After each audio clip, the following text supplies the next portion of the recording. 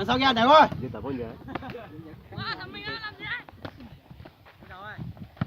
Mạnh lên.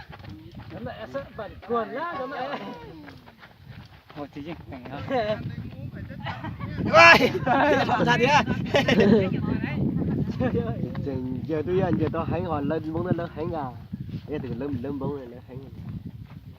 Bây giờ lên bóng hay mà ô có sao mà cũng sao là có mà bây giờ cứ lo mà ta sang cái tờ.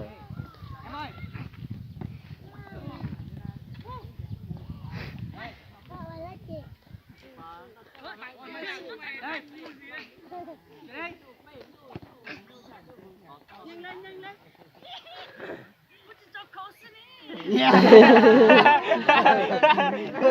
Vừa chọc mà có con chuột kia. Ai? Sao? Ta tha đây. Yeah, cái này câu mà lấy đều có sao thứ. Ta tha đây, đâu chú rồi đánh kéo quá. Nè, bảo vệ lủng rồi nhớ. Ta tha đây.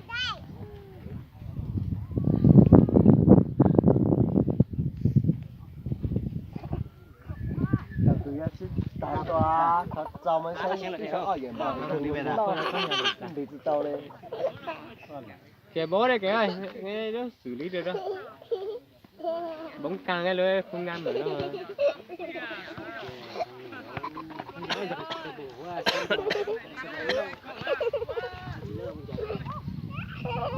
ui tuyến dùn tàu Con đòn đã vào thích mình thì người đã khai không phải đã nó sớm nó tiếng là sướng. Một phát bài số dưới luôn. Bắt đầu lại chơi thế nào rồi? Dưới phát càng là bài số dưới.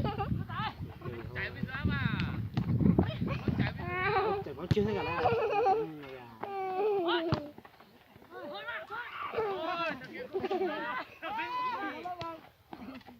Bóng chưa thế nào. Cái bóng chưa.